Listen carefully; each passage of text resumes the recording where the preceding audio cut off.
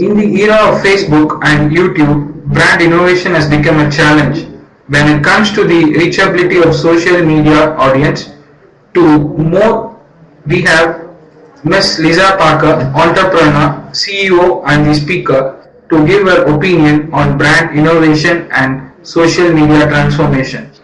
Currently, Leza is the Chief Executive Officer of SC Beauty Network that operates in 6 countries with over 350 full-time and contractual employees. She is an active investor, owning several startups in banking, education, training, beauty and fashion industries. Lisa has authored several books and appeared in multiple media, newspapers and books.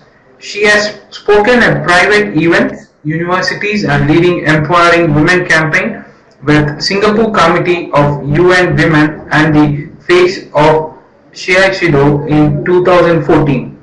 She was a marketing ambassador to an SSA consulting group and currently ambassador for world's first food bank in aid to combat hunger among the poor and ambassador for international travel portal.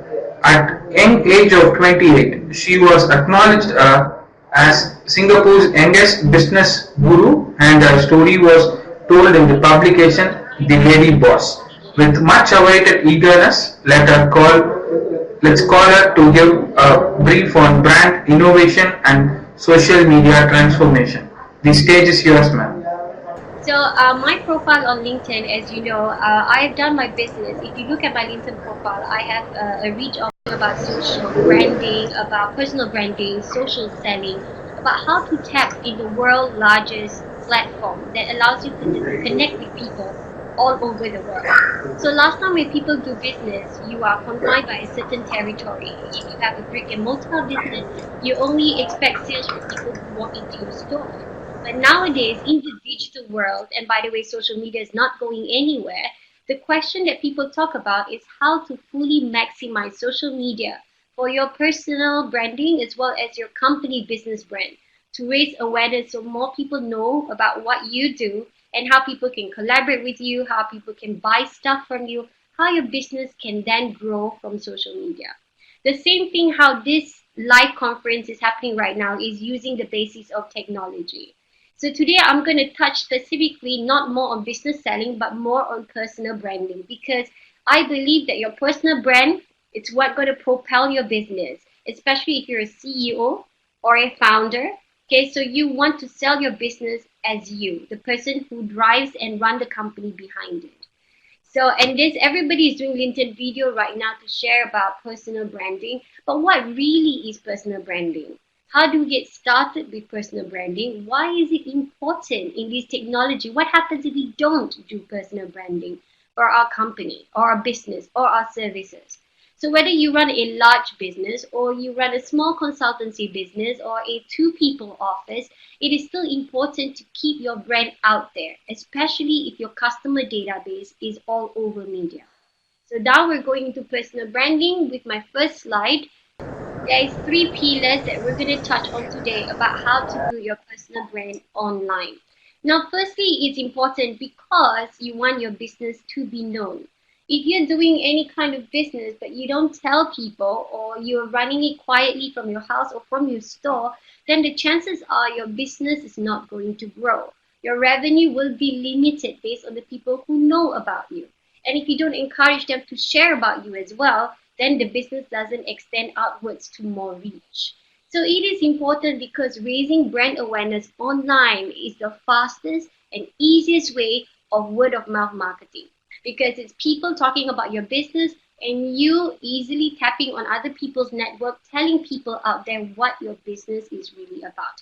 So if you're here to make money, you need to make sure that your business is present online, is active online, is engaging communities online, so people are constantly around the development of your business. So that is one of the reasons why it is important. Now, when you come to building a personal brand, don't have to be anything complicated. So number one, you need to build a basic brand. So exactly what it is about starts from a couple of things. Okay, so number one is your kind of logo and concept first must depict what kind of business you are running. So you choose a great logo that signifies your business, and that is your permanent logo. If you're going to invest time sharing that business logo, that business concept, everybody will start to remember. For example, we know exactly how IKEA logo looks like, and we know how IKEA colors is. They're blue and yellow. And for many years, IKEA doesn't change that simple concept of color. Why? Because that is what they want people to remember them. So as logos like Starbucks or like Coffee Bean, they're a very prominent logo for the business. And you know exactly when somebody talks about it, they remember exactly how they visualize it as a cafe when it comes to Starbucks. So when you build a basic brand, start with something that people can resonate with, a logo or a concept of you and your business. The second is to choose the right platform. This is one of my mistakes. When I was actually teaching about business, I want to do business consultancy. I want to do the service of writing business decks for people. But I use Facebook. Now, Facebook, most people are not really into business, or at least not big scale companies. So therefore, my target audience is actually not on that social media platform. If I'm after people who's writing VC decks to earn investments, they are actually on LinkedIn, those enterprise level, those CEOs, founders hungry for business connections. So knowing where to promote your brand, okay, whether it's for a product or a service or professional or for community, so you have to decide which social media platform suits you. If you are actively promoting on a platform that is not correct, that is not tapping in the right target audience for your business, then it is fruitless. It is not a good investment of time. So if you want to just look at all the top 40 social medias today, so you're talking from Facebook and LinkedIn and Pinterest and Instagram. So what kind of platform would be suitable for you? So when you're talking about example, okay, you are a travel blogger. So your business is about traveling. You're getting sponsored to go places and travel and getting paid to talk about reviews of hotels. So most likely you'll be promoting it on Instagram because Instagram is where people get inspired by other people travel adventures, and Instagram is about putting up photos. So every photo you take, people will be inspired at the places you've been. Just imagine putting on LinkedIn is probably okay, but not the best platform when you want to promote travel adventures. So when it comes to business per se, if you are doing human resource consultancy, if you are offering a web design for business owners, so you want to target specifically into the business industry, enterprise level, decision makers, okay, corporate professionals, they're not on Facebook. People use Facebook usually for leisure, okay, people use Facebook for personal sharing, but they don't share a lot about the job that they do, so you don't even know this person on Facebook is actually your right target audience.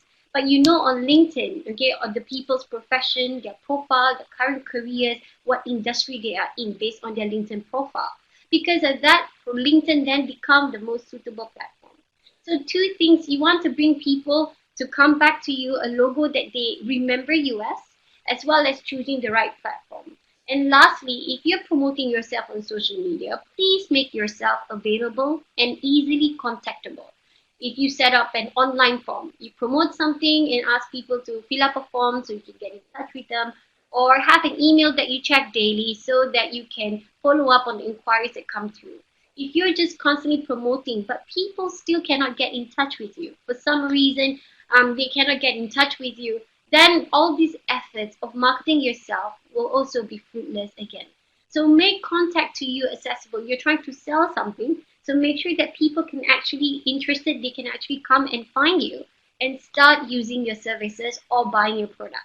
If you promote a product, make sure that you have a website where people can easily log on, easily purchase, pay, and get it supplied to them, delivered to their doorstep. So these are the things. You need to have a start, a good logo, a platform, the medium where you are going to promote it, and lastly, a channel to close potential sales out of it. So later on, we're going to talk about Pillar 3, which is about tapping ready opportunities. So that is under Pillar 1, building a basic brand. Now, when we go to Pillar 2, now after you set up a LinkedIn profile, example, great, okay. So what happens from there? Everybody has a LinkedIn profile. Everybody has a Facebook profile. So what's going to make mine different than anybody else? It's about building credibility in audience.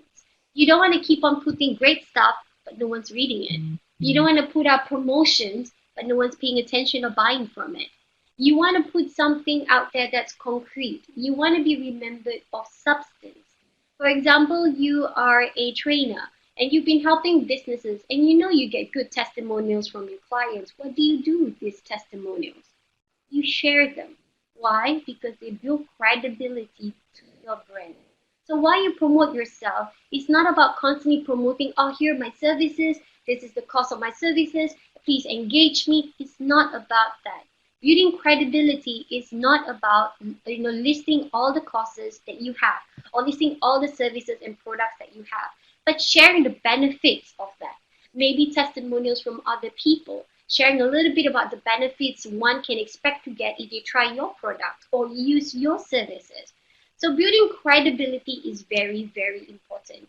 If you're speaking at an event, if you are winning an award, if you are featured in somebody's blog or article, if you are in a newspaper, if you're doing anything in your business that you know those milestones would give you credit, people would recognize you for the things that you achieve in your business, then share it.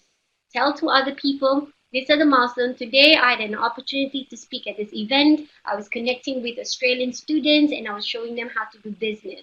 Whenever you share these milestones, even though it's a small progression to you or to other people, it tells people about your credibility. You are active, you are out there, you are interacting, you are giving value, you are contributing.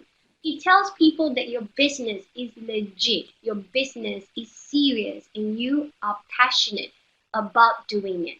So building credibility, think of many creative ways about what you have achieved in the past. Maybe you've served 50 customers, you can get 10 testimonials from them. Go ahead and ask them. Ask them for what their comment or feedback on your services and use that as an evidence of proof that you have delivered good services in the market and helping people. So building credibility is really, really important. And once you do that, you realize something will change. There'll be certain people who are inspired, motivated, who loves to follow your journey. They become your audience. So what you put out in terms of content is very important because it contributes to who you're going to attract back. So for me, I wanted to attract business people. So when I was doing my personal branding, what do? I make time to write business articles. I share about my experience in business, the time when I fail and how I rise again, the things that I learned, okay, the losses that I made, as well as the winnings and achievements. I write a lot of milestones about my business, not to sell those experiences, but to share those experiences. And I realize it attracts people for various reasons. It strikes a chord with people, and maybe some people follow me because they were inspired by the journey. Maybe some people follow me because it resonates with them as a rising entrepreneur as well. And maybe some people follow me is because they're after business nuggets. What Leza learns is what I want to learn as well. So this audience formed around me, they're the people who get bits and pieces of the value I give out. And they will stay around. If they really love your content, guess what? This audience are not going away. They're going to continue to follow you on a daily basis. Oh, what she's posting today. What is she going to share with us? What's the next article is going to be about? And if it really works for them, they want to help other friends of theirs to also get inspired. They will share it with other people. Hi, everybody, you should follow this lady. She's posting great stuff and stuff like that. That is also building credibility. So building an audience is important so that even today, when you post something, you're saying, oh, Leza, there's only 100 people. And my article only reached 100 people. Do not give up because the more value you add, this 100 is going to attract another 100. It's going to attract another 100. When I started LinkedIn last year, although I was in business for a long time, when I started my business last year, I had 0 connections on LinkedIn. I was still wondering what exactly I want to achieve on LinkedIn. And then when I realized that, okay, this is where the professionals are. So I want decision makers. If I want my product to enter a department store, I want people who's into training because I want to coach what I know. I want to write my own courses. I want people who can be my partners so they will run my company's franchise in different countries. Once I've identified it, I start writing my posting and articles towards that direction. I start talking about my business and my vision so that other people who believed in it would want to be my global partner. I start about the things that I learned and how I'm going to develop courses to help other people to learn the way I learn so that other people who's after business training would be interested. And I share my story as a mompreneur, a mother who started a business from home and became a global company. And then I start winning mothers who are corporate professionals or mothers starting a business to be part of my network. So identifying your target audience first and then build credibility by writing content that caters to this audience. If you write the wrong content, you attract the wrong people. Then in the end, you realize that you've been selling a business course, nobody is signing up for it. You know why? Because the audience is wrong. So therefore, it is very important to consider thoroughly who your audience are, why do you want to attract these people, and then look into your content and how you can tailor it to make sure that it's attracting the right kind of people. So two things, building our credibility and audience is very important. So if you have a LinkedIn profile and you don't post anything or once in 3 months, nobody's going to pay attention to your existence. To be honest, nobody knows you exist. Maybe one time you posted great stuff. We don't listen from you anymore for 3 months. So if you want to start building credibility, regular posting is important. Consistent marketing is important. Always think of content of what you can write about what you do, what your business has achieved, what your services is about. Think about all this content. And you are the person who built the business. You know exactly what's going on in the business. There should be at least one thing a day that you can write about your business, something you learn, something you share, somebody you meet. All this forms credibility to show that you exist. For us, right? Okay, just to give you a simple experience of mine, which is a great sharing. Our company raises capital funding of angel investors through social media 100%. You know, people say, oh, I want to raise capital, 100,000, 500,000, and whatnot. People usually think, oh, I have to find an investment group. I have to talk to a VC firm. I have to prepare a deck and then file and then wait for an interview, do my pitch, and then if they reject me, I have to go on to the next VC firm, so on and so forth. And it's really, really, really tiring because you constantly have the debate of emotional disappointment. So what I did was, when I wanted investment 6 months before that, I was talking to people on social media about my business, about my vision, what my company is going to achieve, who my people are, what my resources, what we achieved that day, our projects, our achievements. And when I keep on telling that to people, it gets out there. And for 6 months, people who don't know about my business starts to become educated about what my business is about. And at the time, for the first 6 months, I wasn't selling anything. I wasn't asking people to give me money. I was just sharing, sharing and sharing and sharing until people get hooked on as my audience because they were genuinely interested about what I am doing as a CEO. And because of that, 6 months later, we do 30 days campaign and we ask people, hi everybody, we're looking for investment. Our company vision is going towards this direction and your capital funding will help us to escalate our growth before Series A. And when we do that, guess what? People were responding into an online form. And people are basically saying that, oh, I want to invest in your company. I want to invest in your company. And the great thing about it is that when people invest in your company, you're not foreign to them anymore. They've read about you for 6 months because of your branding. They've read about you. They've already in your head. They already see your vision based on what you have prepped them for 6 months. And because of that, people decide instantly. I have never met my investors. They sign up an online form. I give them the presentation pitch via email. They contact to my legal mandate, and my lawyers process the paperwork, getting their passports, and within 5 days, they transfer the money into our bank account. We give them the share certificate, and now we have capital. As easy as that. But the work is not overnight. If you try to do that today, I tell you nobody is going to invest in your business. But if you invest time to build a brand first, what you're about, what your company is about, 6 months later, try it, and you will see people responding when you are trying to raise investment. And that's what most people don't want to do. Most entrepreneurs want the easy way, or maybe they don't know that there is another way. They just think that I go around and ask people for money. Out of 100 people, maybe one person will give me money. That is the wrong mindset now. We are not taking advantage of social media. LinkedIn will have a lot of business people with at least maybe 10,000 in savings that is able to sponsor you.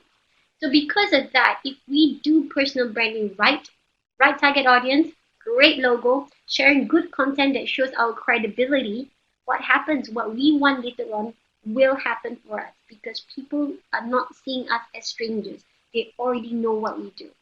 So building credibility and audience. Now, building an online presence that reflects you and your expertise, which is just a summary on my slide that I just mentioned to you earlier. So always highlight your strength. Now, you may not be the best in the market, okay? So you might have a course. Someone else also might be doing the same program or course. So I'm teaching social media, she's teaching social media, another 50 people is teaching social media. Your job is not to compete with these people. Don't worry about how much train or how much participants they have. Don't worry about how much money they make. Don't worry about that.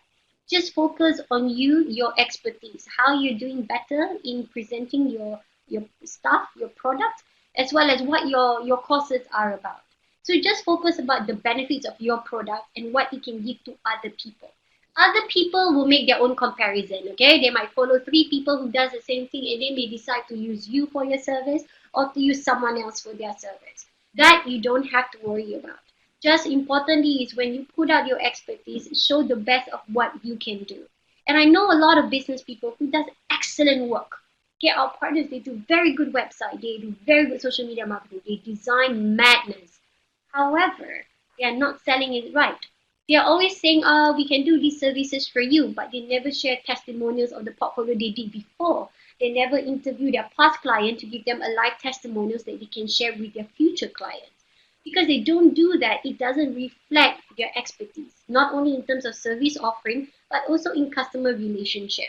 So sometimes people choose a provider not because of cost, not because of money, but because everybody else uses this person, or because everybody says good things about this person, or because they know that they get a great personalized customer service.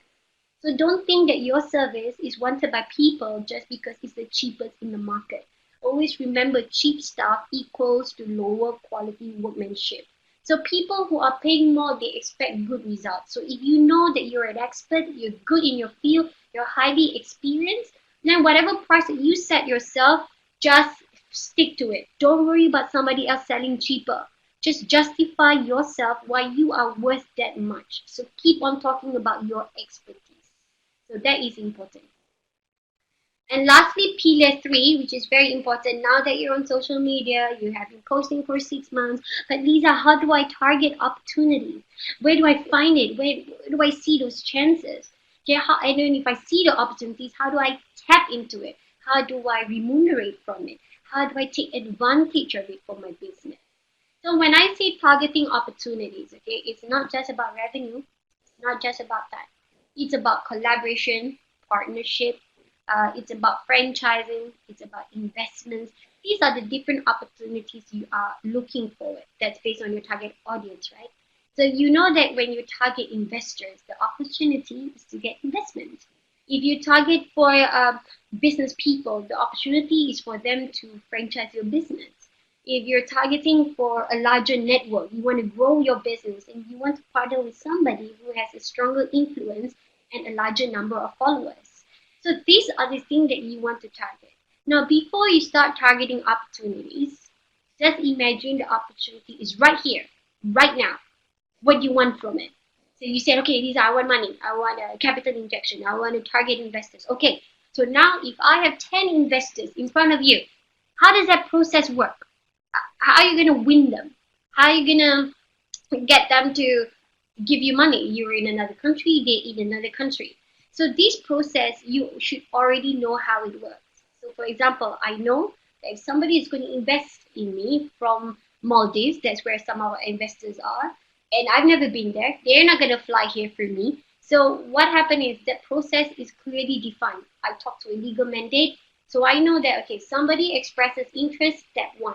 Step 2, I pass it on to the lawyers who do due diligence and get the paperwork done. Step 3, they're gonna transfer the money, sign the document, and step 4, they get the share certificate, and we use the capital injection for this reason.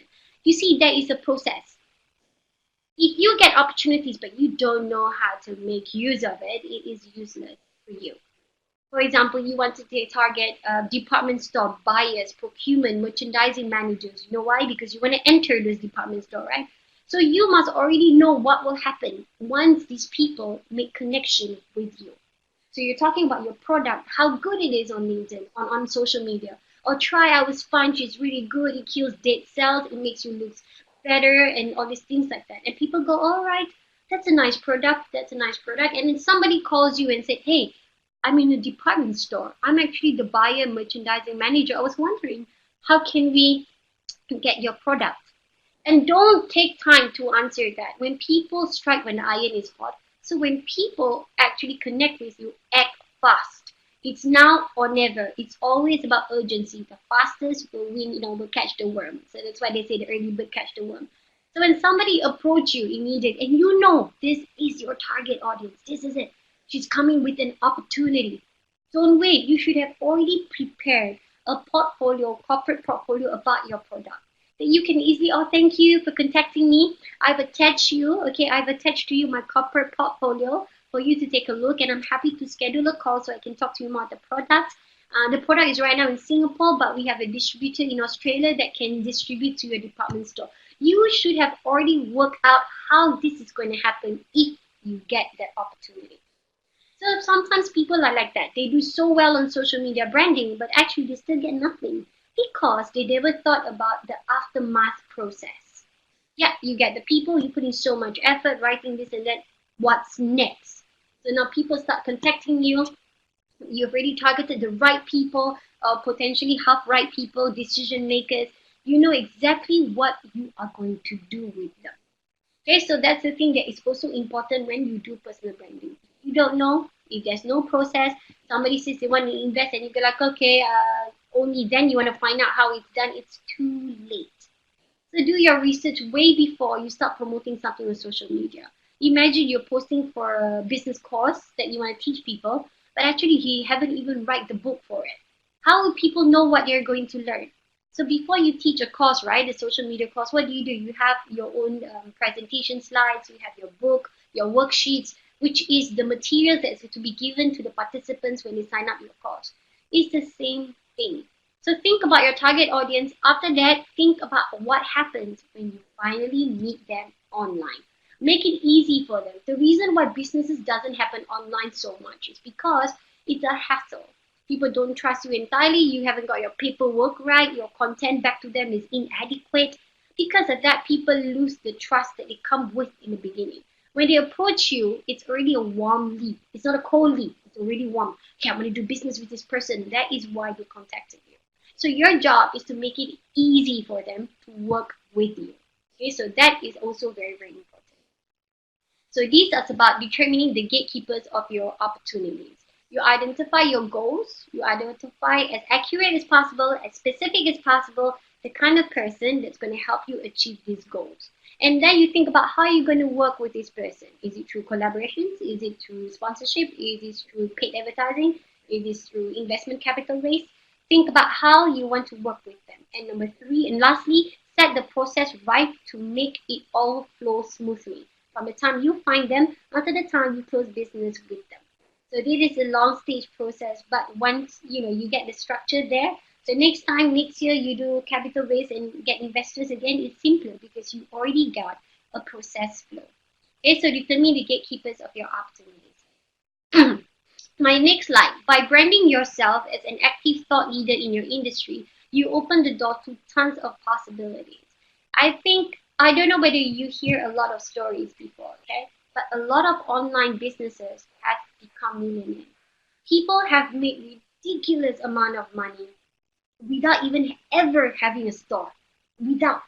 And sometimes they don't even have a warehouse. They just, engage a third-party logistics. They just focus on marketing. When there's an order, there's an instruction to the warehouse, they ship it out to the client. They never even touch their product. And they never paid advertising. They don't pay advertisements in newspaper anymore. They don't waste money on marketing collaterals in magazines because people don't read those kind of stuff. So just imagine that you are tapping in a platform of unlimited number of people.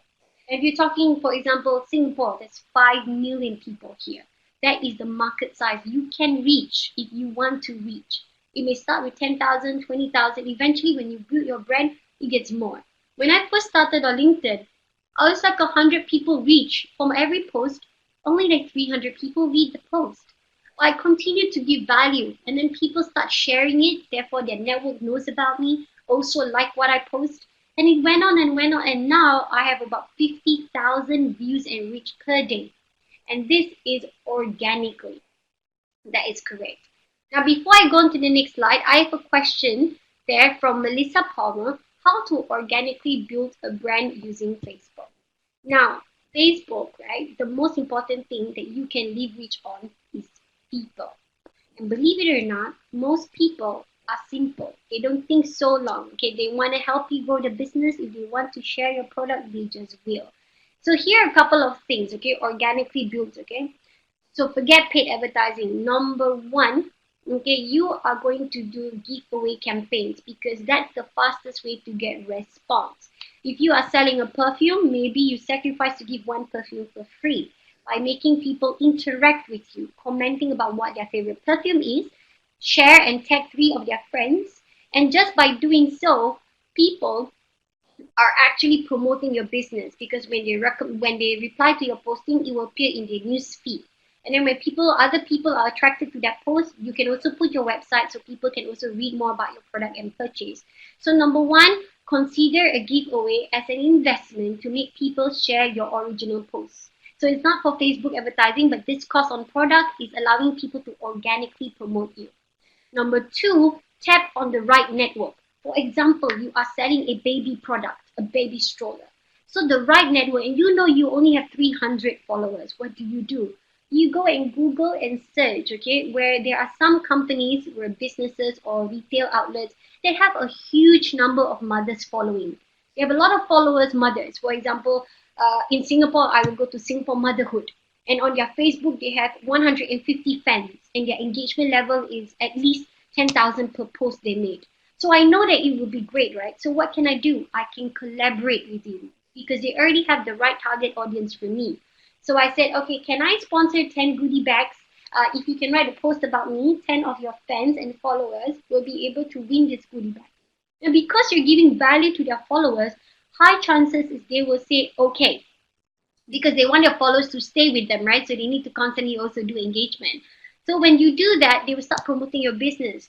And when they do in the posting, mothers who respond to that for a chance to win automatically knows about your brand. So those two things are very important. And of course, thirdly, you can consider rewarding people for being your ambassador. So you know somebody who is love to post selfies or always on social media, doing live videos. So you can contact them and say, hey, can you be the ambassador of my product? I'm happy to give you $100 or $50 on my product, and I know you have 10,000 followers on Instagram. Is it okay if you post 30-second video testing one of my products into your network and promote my website? And you realize that there's a lot of social media influencers, but not everybody is after money. It's so competitive now that if you give them a product, they would also be happy to just spend 10 minutes to craft the post and post it out for you. So I used these 3 things when I started my business from home 7 years ago. And that is how I started to, use my money more for other things because I saved this. At the end of it, you may not have 50,000 followers. Don't worry about it. You may not have 200,000 followers, but most importantly, you have organic, genuine followers. They are important. If 10,000, let it be 10,000 and the right target audience is the best than having 100,000 of fake followers or not the right targeted ones. So that's my answer for you, Melissa. Now for Marta, how to tackle negative comments in social media. Great. Okay, you have to remember one thing, okay? People comment may not necessarily reflect on you. Sometimes you try your best to fulfill 10 orders and one person is miserable. And whether it's your fault or that person's fault, they are still miserable. And people are using social media as an abusive way. They abuse their wall by spreading negative vibes of other people because they think they have the right to say, this is my wall, I say what I like, and I think that this seller is somebody you should not do business with. And these are some of the negative comments that is going to come.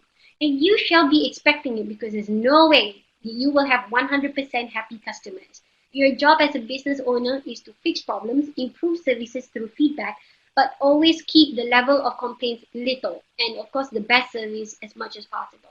So for my advice on how to tackle negative comments, okay, 3 things, okay. Number one, when there's some negativity on your social media page, make sure that you pump 10 times more positivity.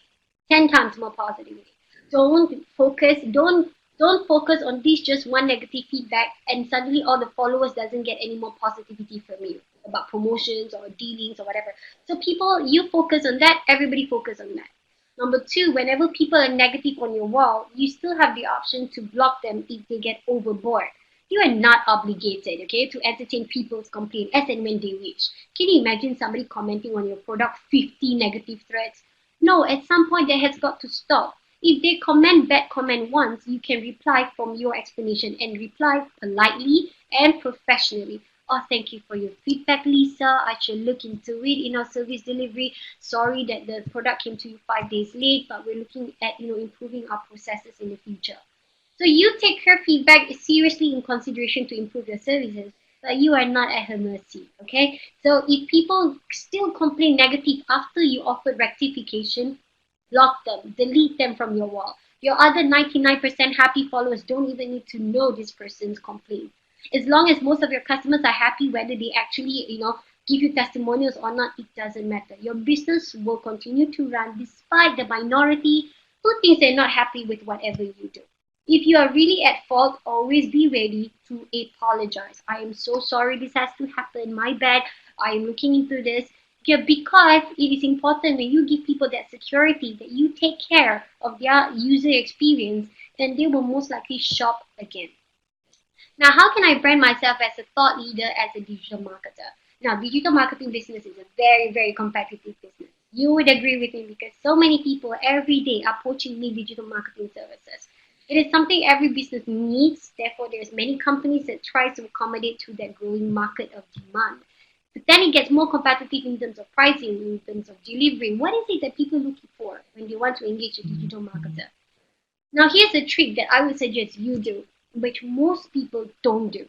Now, most people will share about their testimonials from clients, of course, their case studies about some of the business they help, their albums or portfolio, of what they've done before, and of course, their list of services, as well as their pricing and their discounts and promotions. That is correct.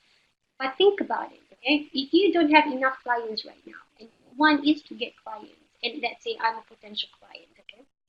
So instead of you coming to me and tell me, hey, this is our list of services, would you like to consider? You must remember I get that 10 times a day. So what makes you think I was going to give you more attention, that I will need your services?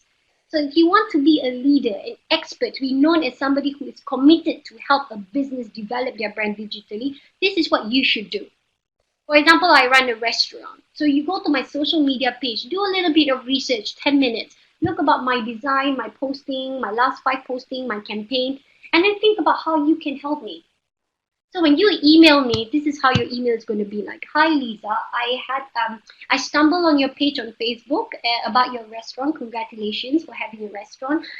Here are some of the things I was hoping to advise you because I saw some campaigns you were running, and I think it could be tailored differently and get you more leads if you do it this way.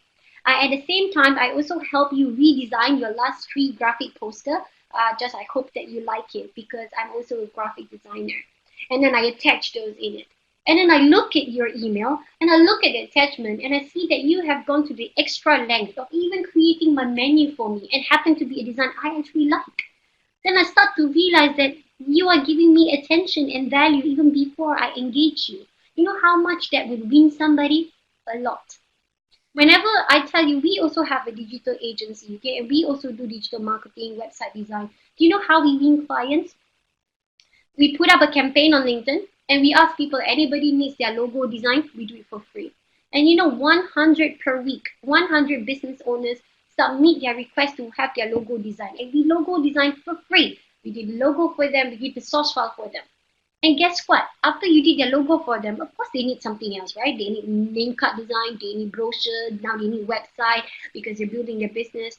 But who would they trust? Of course they trust me because I have given them not only a free job, but also I've given them my expertise without any charge. So they remember that I'm attentive to their details, I'm giving customer service without payment, I'm dedicated to making sure that they have the logo that sells their company.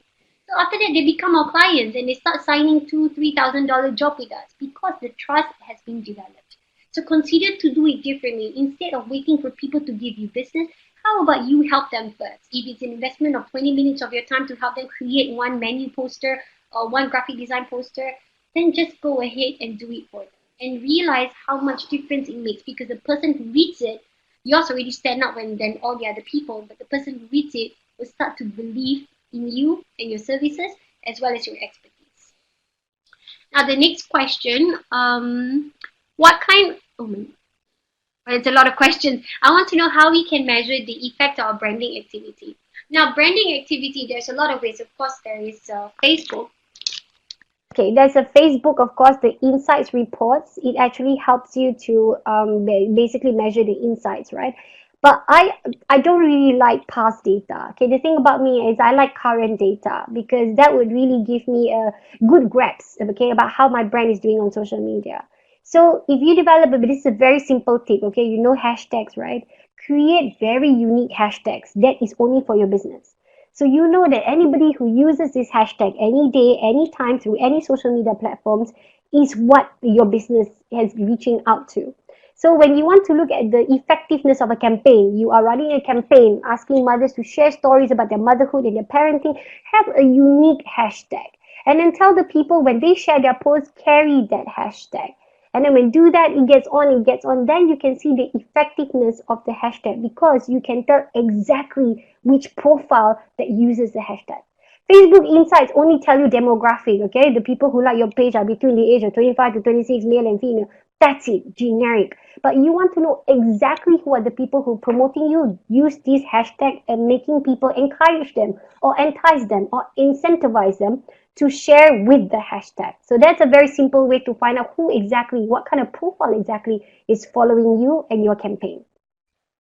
Next, having a network and participating in more interviews, a good way to build a brand in quick time. Actually, when you say interviews, I think you meant about participation in conferences. Having a network is very, very important. Okay, I start a business from home, believe it or not. Can you imagine? I had no network, I had no bachelor degree, I had no business knowledge. I was a mother for 7 years, and 27 years old, I decided to build a business, and I'm 33 now. So now I run a global company. We actually have 20,000 people on our payroll. We are in 17 countries. I'm the CEO, and we have a level of C-level, COO, CTO, CMO, CLO, and we also have managing directors in 17 countries, and they also have their teams, and we also have the corporate office. So you can imagine that I built all of that in a very short period of time. How do I build a network and how important it is? Now, building a network is important. Everybody is going to social media. Yes, you go to social media, you change your name cards, and then after that you kind of figure out what am I going to do. Is it awkward if I call this person tomorrow and ask for a coffee? All these things come into play. What do I do with the network, and how do I convince people that I'm worth their time if they give it to me? So building a network is about giving value first. I particularly like to be in a networking event where I'm speaking, because when I speak at an event, everybody in the room knows me. If I'm just coming as a participant, then okay, if I speak to 5 people, only 5 people knows me. So I always prefer to be, the person that is getting attention by doing bigger things in the event, because then I know everybody will leave that room knowing me, whether they actually talk to me or not. So that is the best way to network. Now, the reason why you network is because you are one person. You cannot do a lot of things. Networking encourages collaboration, partnership. So that way you can leverage on other people's connections, expertise, and whatnot. Sometimes when I do business, nobody is going to give me an opportunity because they don't know much about me. They don't know that I write excellent VC pitch decks, for example. But when somebody that I meet in an event realize that I had that skill, and they don't need that service, but they went on to tell other people and refer them to me, it's actually faster. Clients to referral is way faster. So you're networking not because you want to tap in your network, but it's because you want to tap on this person's external network. It's not about the current network around you in that networking room. That is not enough.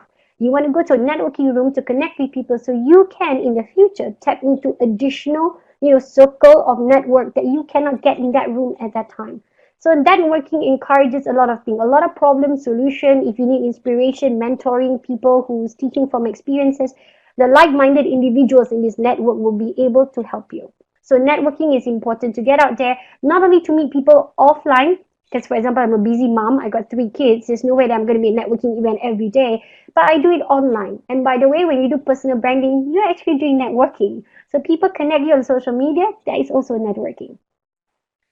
Um, Next question. Okay, it's quite good. What type of campaign do you recommend for lead generation that will indirectly also improve brand reach? Okay, so the kind of campaign, like I said, mentioned earlier, is a very simple. It depends on your product, really. Okay, so if you there's a big difference when you're selling a $5,000 bootcamp courses as well as a $5 product. It's really very different. But some of the popular campaigns people do is encourage participation in campaign. If you're just doing a promotion campaign, it is not enough. Think about how it can resonate with the people, that they can take action from their side to expand your business for you. So when you do something like a giveaway, okay, so share with us about your motherhood story, okay, and then we will be giving away a goodie bag of products from mothers and babies. And because you do that, people are more inclined, without thinking for more than 2 minutes, to participate in your campaign giveaway. If you want lead generation, you can easily set up a Google online form or your website to capture details. And therefore, people can go to the particular website and submit their details. They submit their name and their story and their address, and therefore you have their content already to get in touch with them. So when you think about campaigns, always think about campaigns that make people react. People react. So if your campaign is more like a business level, then it's a bit difficult, okay? Giving free stuff doesn't entice business people. So think about something else. For example, you're offering a business course, you can offer another 2 hours extra mentoring. And then people go, okay, great, I invest $800 in this course. I'm going to get 2 hours personalized service. So people see that. So identify the benefit for the people and then offer that. I'm not saying that you have to give free stuff all the time. That will change over time. But more so, give value more. That's all I'm saying. So think about campaigns that make people react in order to spread your brand for you, as well as knowing that they get benefit the most out of what you can give. Can I improve my brand visibility only with email marketing? I must say, sorry, I have to say this, email marketing is almost dead. Okay, if you ask people, do you know they did a random survey, okay? And they ask people now, okay, whether would you people give their email addresses? People now hold on to their email addresses more stronger than phone numbers. Believe it or not, because people hate spamming. There's this bad practice of people out there who keep on sending unsolicited emails, okay? Somebody see my emails on LinkedIn, I don't even know who, and then suddenly I have this email spam newsletter coming to me. So nowadays people are more private about their email addresses because of that reason. They start not trusting emails that they sign up for, because a lot of people will use and abuse this email for other reasons that they don't want to. So when you talk about email marketing, believe it or not, I have a marketplace and we have 100,000 beauty products on our website, and we have never used email marketing. Exactly, never, because we don't want to spam people. We're going to cause inconvenience to people. How we engage them is not through email newsletter, it's through social media. So if they are online, they follow us on a daily basis, definitely they're going to interact with me. If they're already not on Facebook that day, there's no point sending them email to harass them. So if you want to improve your brand visibility, okay, you can do email marketing, but be very, very, very subtle, okay, and not about selling. It's always about sharing. For example, you're a business trainer, right? So you want people to sign up for your course, for your webinar. It's going to cost $200 USD. You're trying to make money. I understand. But instead of sending people an email newsletter about your upcoming webinar for $200, early birds 20% off, how about you send people a very subtle email to let them know, hi Lisa, okay, here are some of the things you can learn in my upcoming courses if you are interested. At the same time, before that, I have a 15 minutes free preview where I just could talk to you a little bit about business if you're interested to link up and be in that webinar session with me for 15 minutes. And because of that, people appreciate it. They can tap on you for 15 minutes for free. They're most likely, during this 15 minutes preview session, they connect with you and they realize, oh my God, this guy is actually really smart. I definitely will sign up for the course.